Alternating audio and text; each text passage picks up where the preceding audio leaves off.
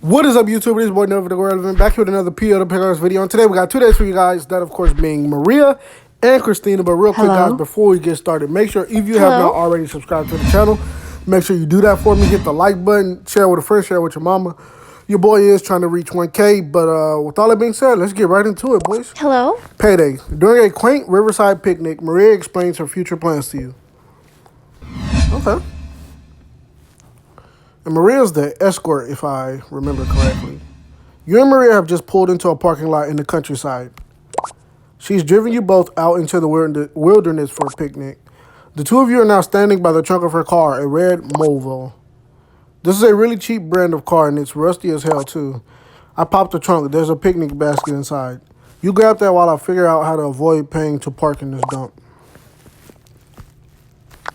Okay, sure. You open the trunk and find a large picnic basket. As you pull it out, the handle catches on a large backpack. You try to shake it free, but the backpack bursts open. A huge amount of cash spills out into the trunk. You panic and try to tidy up the pile of cash. Maria comes over and sees what you're doing. What are you doing with my money? It fell out of the backpack. Maria inspects the backpack. She sees that it's tangled up with the basket handle. Sorry, I thought you were just being nosy. She zips up the backpack and pulls out a side panel. I'm sure this looks suspicious to you, but it's perfectly normal. I'm just curious why you have so much cash. I work hard, that's why. But why store it in your car? Maria stuffs the backpack behind the side panel in her trunk. Because it's safer that way, I always know where it is. She jams the panel back in place to hide her cash. Besides, I don't trust banks. Who do you trust? Honestly, no one. Maria picks up the picnic basket and hands it to you. I made the picnic, you get to carry it. You and Maria take the picnic basket to a secluded spot by the river. When it's all laid out, it's clear that Maria has gone to a great effort. This all looks amazing. Did you make any of it yourself? I made most of it. Want to know something weird about me? There's more? Go on. I'm trying to become a professional picnicker. What's that? It involves making up luxury picnics like this, but for fancy rich people who will pay you lots of money. Oh, that sounds interesting, actually. It's fun, but I had no idea you could make money doing it until I saw it on TV. Maria pours you both some drinks. Besides, I can't be an escort my whole life. These looks won't last forever. It's smart to plan for the future, maybe the near future. Maria hands you a plate of food. We'll see. Are you not enjoying escort work? It's fine, but I want more than fine. Maria starts eating a baguette. Plus, it'd be nice to tell my family and friends what I do. So they don't know? Nope. It's not exactly something I want to shout about. Yeah, people have preconceptions about it. They do. My sister knows, but that's about it. Maria throws some tiny pies towards you. Try those. They're amazing. You eat them and give her a thumbs up with the mouthful of pie. Most of my boyfriends haven't approved of my job, though. I don't care. What you do is none of my business. That's true for now. But if we started dating, you'd ask me to stop, right? No, it's your decision. That's not what I expected you to say. Look, I realize our first few dates have been kind of strange. This picnic was supposed to be my attempt at experiencing a normal life. It's going well. I'm having fun. Good, because I put a lot of work into this. Yeah, it shows. Hell yeah, it does. I'm a pro picnicker, remember? Just don't expect this from me the whole time. It took me forever just to pickle the figs. I'll really have to step up my game for the next date. Who says we're having another date? We aren't? Psych, I'm just messing. Maria kisses you gently. This has been nice, really nice. I'll let you book me again. Maria, of course, with no charge. It's a date. You and Maria enjoy the picnic by the river for a couple more hours. But when you get back to the parking lot, there's a nasty surprise waiting for you. Where's my car? Maria frantically looks around the lot. My freaking car is gone. Did you park it somewhere else? No, it was right here. Someone must have seen my money. They stole it, my car, my cash, my everything. Those dirty motherfuckers, I'll kill them. Alright. Jeez, she went hard. I would not want to get on Maria's bad side. She seems fierce. That was a sad ending to a fun date, but you did get good here. You were supportive of Maria's current and future careers. The only question now is who stole Maria's ride? And have they found the money in her trunk? Probably got told.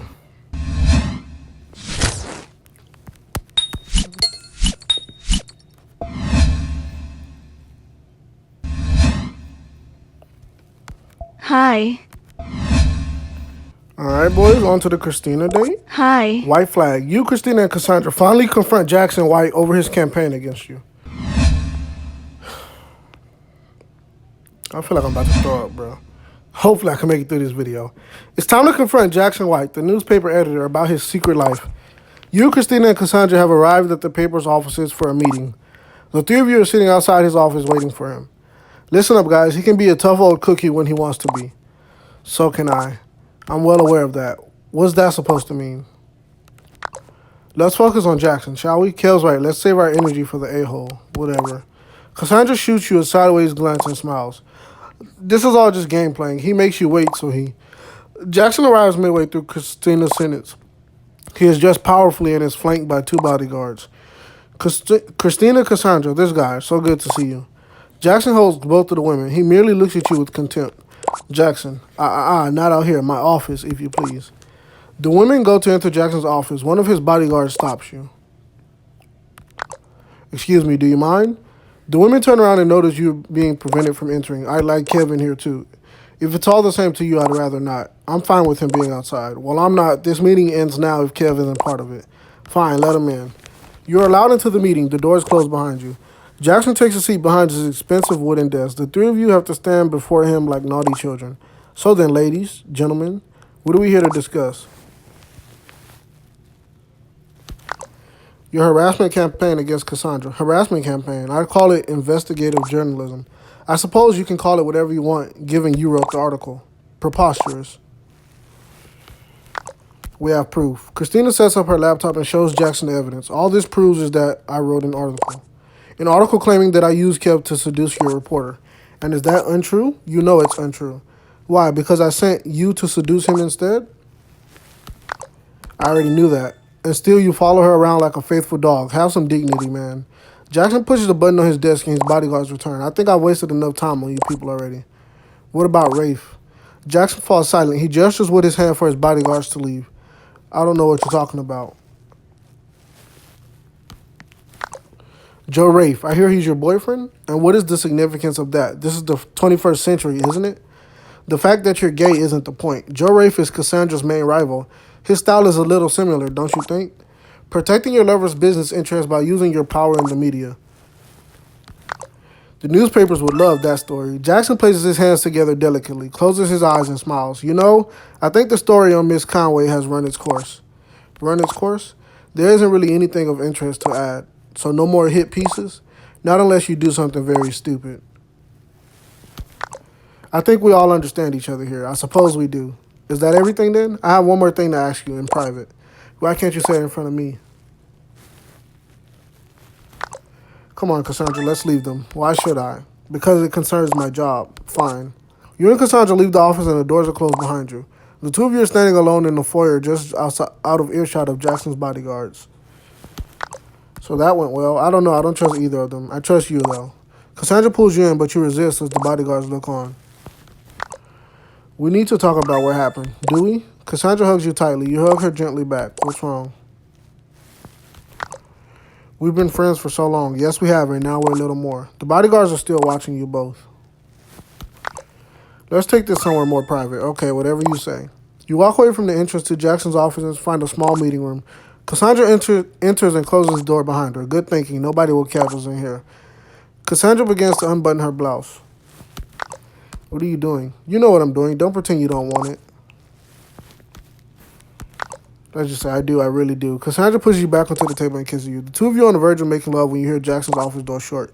You panic and leave the room to find Christina. Cassandra follows you. Hey, where were you guys? We were just talking privately. About what? Everything. What happened in there? I resigned. So you finally got a conscience. How did he take it? Weirdly well. He gave me a payoff and promised me a glowing reference. Ha, the little boy is scarceless. I think he must be. This all feels too easy to me. Am I the only one? Cassandra's phone starts to ring. Be right back. Cassandra leaves. So I guess we won? You did the right thing here. Thanks. I've needed you so much throughout all of this. I'm sorry again for how things started. It's fine. It's in the past. Christina kisses you gently, but you're interrupted by Cassandra, who runs over with a huge smile on her face. Guess who just got hooked up with a major supplier? We've hit the big time, baby. Well done. Yeah, congrats. Drinks to celebrate? Not for me. I have to find a new job. Yeah, sure. Awesome. Thanks again, Tina. It's Christina. Right. Smooth. Cassandra drags you out by the hand. The two of you hit up some bars with her friends. You end up spending the night together again. Ditching your girlfriend to go out drinking with Cassandra wasn't kind. She feels like your priorities aren't invested in her at all. Your relationship isn't over, but it is on rocky ground at the moment. Be careful, Kev, because all is not what it seems with Cassandra. Yeah, I figured. You can just kinda tell. She seems kinda, I don't know, sus. But anyways, boys, that's the end of this video. If you did enjoy, make sure to hit the like button, subscribe if you're new, all that good stuff, share with a friend, share with your mama. But with all that being said, that's all I have for today. Thank you guys so much for watching. I'll see you all in the next one. Peace out.